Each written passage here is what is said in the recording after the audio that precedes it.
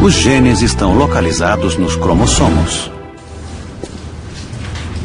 Esta é a Drosophila melanogaster, a mosca da fruta comum. Seu papel na pesquisa genética continua importante hoje como era há mais de um século. No início do século XX, cientistas começaram a reexaminar o trabalho de Mendel sobre traços herdados e, em 1909, um botânico dinamarquês chamado Wilhelm Johannsen cunhou o termo genes para descrever os fatores de Mendel. Um dos pesquisadores desse novo campo, a genética, era Thomas Hunt Morgan, que trabalhava na Universidade de Colômbia como embriologista. Em seus primeiros trabalhos, Morgan criticava as concepções de Mendel sobre hereditariedade e também duvidava da teoria da seleção natural de Darwin. Mas só até Morgan começar a trabalhar com a Drosophila.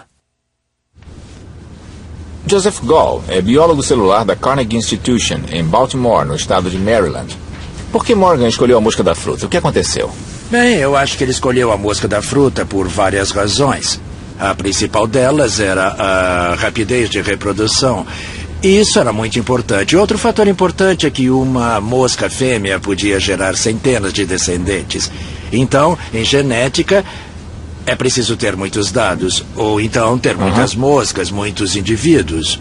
Sem precisar esperar muito para obtê-los. Você pode ter muitas gerações por ano e milhares de descendentes. E ele tropeçou nelas ou elas vieram até ele? Bom, eu acho que ele pensou no que ele queria fazer e outras pessoas já faziam cruzamentos experimentais e, afinal, os cruzamentos ocorriam há séculos. Cruzamento de vacas, de ovelhas, cabras, trigo plantas. Então, havia muitos cruzamentos de animais e plantas acontecendo, mas para a ciência genética, ele percebeu que precisaria de muitos descendentes e rápido. A história conta que, um dia, logo depois de Morgan começar os cruzamentos de drosófilas para seus experimentos, um impressionante mutante surgiu em seu laboratório. Uma mosca com olhos brancos bem distintos. Ele decidiu cruzar este macho com uma fêmea de olhos vermelhos comuns, curioso para ver como os descendentes iriam nascer.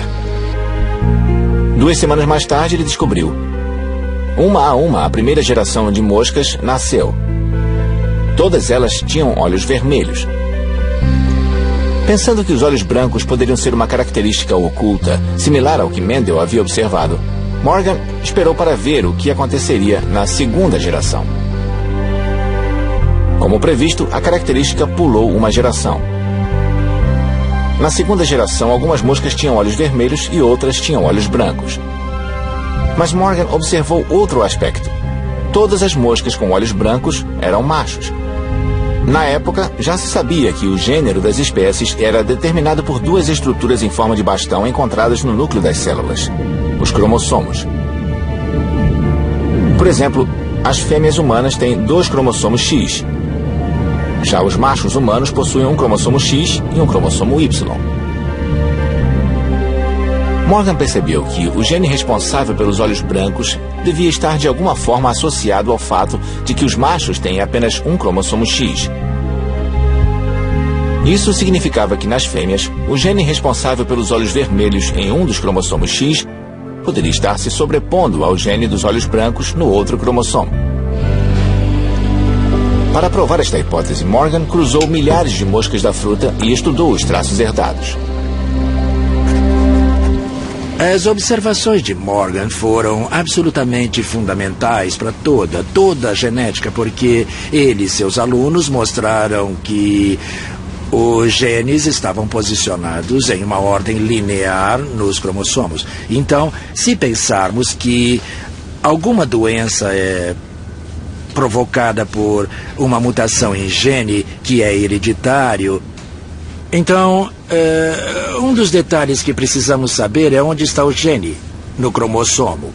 E, graças ao trabalho de Morgan, sabemos que o gene deve estar em algum lugar de algum cromossomo. Bom, as técnicas para descobrir onde o gene está se tornaram mais sofisticadas ao longo dos anos. Apesar disso, partimos do pressuposto de que cada gene está em algum lugar de algum cromossomo, e foi o que Morgan nos revelou com a mosca da fruta. Hoje, os geneticistas sabem que doenças como hemofilia e distrofia muscular são causadas por genes defeituosos no cromossomo X. Acredita-se que outras doenças, como o câncer, podem estar ligadas a cromossomos danificados ou defeituosos. Morgan ganhou o Prêmio Nobel de Medicina de 1933 por sua descoberta. Foi o primeiro cientista a recebê-lo no campo da genética. Quanto a Drosophila melanogaster, graças à sua contribuição para o trabalho de Morgan, a mosquinha é respeitada como um dos animais mais básicos na ciência experimental. E seu legado nos leva à nossa próxima grande descoberta. Os genes controlam eventos bioquímicos. Um dos geneticistas que estudou a mosca das frutas juntamente com Morgan foi George Beadle. Trabalhando em Paris em 1935, Beadle encontrou evidências de que a característica herdada da cor dos olhos na Drosophila poderia ser o resultado de reações químicas de origem genética. Beadle continuou pesquisando na Universidade de Stanford com seu colega Edward Tatum. Para seus experimentos, Beadle e Tatum selecionaram outro organismo simples, Neurospora crassa, o bolor de pão.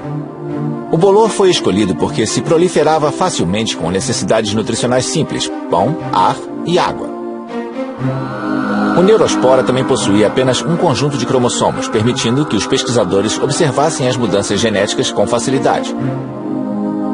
Como sabiam que raios-x causam danos aos cromossomos, Beadle e Tatum irradiaram o bolor, causando mutações nos genes de seus esporos. Estes genes mutantes eram incapazes de produzir os nutrientes necessários para o crescimento do bolor. Mas quando eles acrescentavam os nutrientes, alguns dos esporos começavam a germinar. Para Beadle e Tatum, este foi o momento da descoberta. Eles perceberam que os esporos irradiados falhavam em produzir os nutrientes essenciais porque seus genes eram defeituosos. Era muito significativo. Queria dizer que, além de responsáveis pela transmissão de traços herdados de uma geração para a outra, os genes também direcionavam a produção de enzimas essenciais para a sobrevivência do bolor. Essa descoberta tão importante de Beadle e Tatum é conhecida como a hipótese um gene, uma enzima. A intolerância à lactose é um exemplo de uma condição metabólica humana causada pela ausência de uma enzima. Isso ocorre porque algumas pessoas herdam um gene que falha em produzir lactase e não conseguem digerir o açúcar dos produtos lácteos. Este distúrbio pode ser facilmente tratado com a ingestão de comprimidos que contêm a enzima ausente. Graças a Beadle e Tatum, temos uma compreensão fundamental do que os genes fazem. Eles abriram caminho para uma nova geração de incríveis descobertas genéticas. Transposons. Até agora, vimos como os genes são transmitidos, onde se localizam e como funcionam. Mas nossa próxima grande descoberta revelou uma nova surpresa sobre o que os genes podem fazer. E veio de uma fonte surpreendente. Conheça Barbara McClintock, uma mulher que se tornou uma das cientistas mais proeminentes do século XX. Para saber mais sobre McClintock, conversei com David Kirk, professor de biologia da Universidade de Washington, em St. Louis, no Missouri. Há muitas coisas que eu gostaria de perguntar, mas vamos começar com Barbara McClintock. Uma cientista fabulosa. É mesmo? Uma das melhores Ela do mundo. Ela enfrentou muitos desafios, não é? Ah, com certeza. Em parte por ela ser brilhante demais em seu meio e também ter uma mente muito rápida. Ela sempre foi membro da academia, mas nunca lhe ofereceram um cargo acadêmico. Primeiro porque ela era uma mulher. E segundo porque, como ela era muito mais brilhante do que qualquer um de seus colegas homens, muitas pessoas a temiam. Temiam sua inteligência. Em 1942, desencantada com a estagnação de sua carreira em genética, uma área dominada por homens, McClintock foi trabalhar no laboratório Cold Spring Harbor, em Nova York. Foi então que ela fez história. Trabalhando sozinha, ela decidiu estudar a genética do milho. Ela apresentava um interesse especial pelo mecanismo genético responsável pelo desenho singular dos grãos coloridos. Enquanto os estudava, McClintock começou a notar uma correlação entre a cor de um grão e a quebra que ocorria em um de seus cromossomos. As cores dos grãos correspondiam ao local onde se dava a quebra do cromossomo. Uma quebra no cromossomo ocorria, ela disse, quando um gene randomicamente saltava ou era transposto de um cromossomo para outro. Quando isso acontecia, se interrompia a atividade dos outros genes responsáveis pela produção do pigmento do grão. Naquela época, todo mundo pensava que os cromossomos e genes eram coisas muito estáveis, que apenas eram transmitidos de geração a geração. Ela descobriu que certos genes que estava tentando localizar nos cromossomos estavam em posições diferentes, em ocasiões diferentes. Em um pé de milho, ele estava em uma posição nos cromossomos. Em outro pé de milho, estava em uma outra posição diferente. Em uma terceira planta, ele podia estar em uma terceira posição. Como podia ser? Um único gene em lugares diferentes e plantas diferentes? Ela teve a percepção de que estes genes estavam saltando, indo de um lugar para outro, e isso foi uma coisa sem precedentes na época. Ela foi a primeira pessoa a ver o tipo de detalhe que está presente em cada cromossomo. Literalmente a primeira pessoa. Comparando a estrutura do cromossomo que havia visto em uma parte da planta com a aparência do grão de onde vinha a planta e a própria planta crescendo, ela começou a fazer essa associação contínua entre a estrutura cromossômica e o comportamento e desenvolvimento da planta. Então, ela pôde observar um cromossomo e prever a estrutura da planta quando adulta e depois plantar o grão de onde vinham os cromossomos. Ela também conseguia olhar para um único grão, ver os genes, ver os cromossomos. Ela observava os cromossomos e via a planta inteira. Ela era incrível. A descoberta dos transposons, ou elementos de transposição, causou muita evolução e revolução. Algumas mutações genéticas causadas por estes elementos estão ligadas ao câncer e outras doenças, mas eles também podem ser um mecanismo que leva os genes a se modificarem em resposta a mudanças no meio ambiente, estimulando a evolução das espécies. Hoje, sabemos que existem elementos de transposição nos genes de todos os seres vivos, desde as algas até os seres humanos. Um colega meu do pós-doutorado, que se chama Steve Miller, veio até aqui especificamente para tentar achar um transposon que pudesse fazer o que os de Barbara McClintock faziam no milho. Ele encontrou um, cujos saltos ele conseguia controlar. A transposição ocorria tão bem quando ele observava que ele lhe deu o nome de seu herói do basquete, Michael Jordan. Então, nós temos uma foto do Jordan enterrando uma alga Volvox no laboratório. É o sonho de todo jogador de basquete, não é? Jogar Isso. com algas. Apesar de Barbara McClintock nunca ter conquistado a fama de Michael Jordan, ela teve sua notoriedade ao apresentar seus achados em 1951 em um congresso do laboratório Cold Spring Harbor. Seu trabalho foi ignorado e rejeitado. A experiência foi tão amarga que ela nunca mais apresentou outra palestra ali, apesar de continuar trabalhando no laboratório até sua morte em 1992, aos 89 anos. Mas ela viveu bastante para ser reconhecida. 30 anos após sua descoberta pioneira, McClintock recebeu o Prêmio Nobel de Medicina em 1983. Splicing alternativo do RNA. Com a descoberta do RNA mensageiro, os cientistas desvendaram o processo em que o DNA comunica instruções para a produção de proteínas no citoplasma. Durante décadas, eles acreditaram que neste processo, ativado por uma regra simples, as instruções eram codificadas de um gene no DNA para um tipo de RNA mensageiro, que então produzia uma proteína. Mas na década de 1980, esta teoria foi contestada quando cientistas começaram a detectar algo novo. Genes que codificavam múltiplos RNAs mensageiros que então produziam múltiplas proteínas. Foi necessária uma combinação de esforços de vários cientistas para descobrir como isso era possível. Finalmente, eles obtiveram a resposta. Por meio de um processo chamado splicing alternativo, alguns genes são capazes de codificar mais de uma proteína. A descoberta do splicing alternativo foi importante, porque forneceu aos cientistas novos e valiosos insights sobre o papel do RNA na produção de proteínas, o que ajudou os pesquisadores a produzir avanços em uma vasta gama de aplicações biomédicas. Por exemplo, os cientistas utilizaram seu conhecimento em splicing alternativo para criar analgésicos mais eficientes. Alguns remédios são projetados para bloquear a produção de proteínas e enzimas geradas por splicings específicos, que regulam a dor no sistema nervoso. DNA mini-satélite. Londres, 1985. Um garoto chega de avião vindo de um país africano, Gana. O objetivo de sua visita? Reencontrar sua mãe. Mas os inspetores da alfândega ficam desconfiados. O passaporte do garoto parece ser falsificado. E não há provas de que a mulher em questão é realmente sua mãe. O governo britânico decide deportar o menino.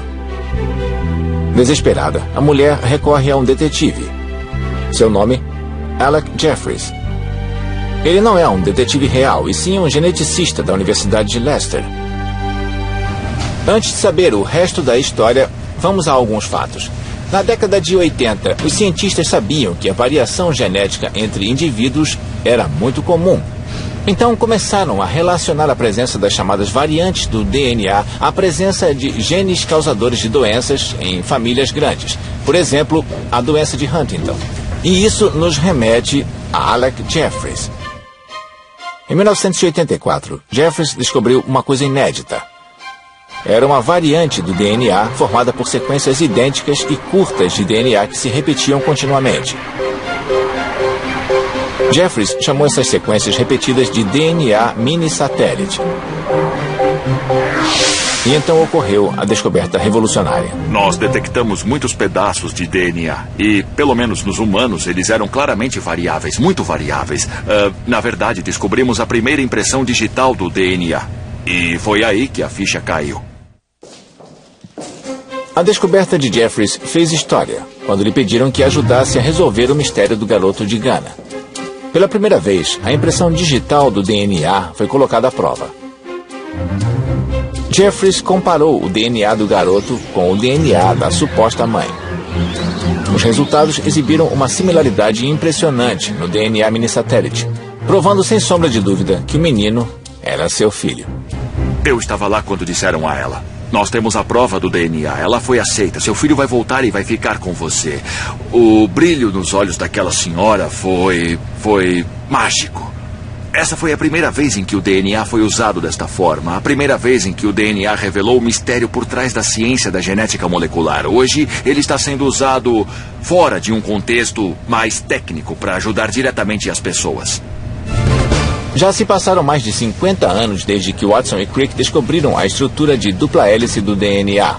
Desde então, cientistas sondaram e revelaram muitos dos segredos genômicos, mas tiveram algumas surpresas. RNA de interferência. Em 1997, os cientistas Andrew Fire e Craig Mello conduziram uma série de experimentos para entender melhor o funcionamento de genes específicos. Eles injetaram RNA sintético feito de 2 filamentos na célula de um verme e observaram. O que viram foi impressionante. Um mecanismo no interior da célula do verme destruía a fileira dupla do RNA, assim como seu próprio RNA mensageiro. Na verdade, o gene responsável por codificar a produção de proteínas nas células havia sido desligado. Fire e Mello descobriram o que viria a ser conhecido como RNA de interferência. Hoje, Andrew Fire é geneticista na Universidade de Stanford.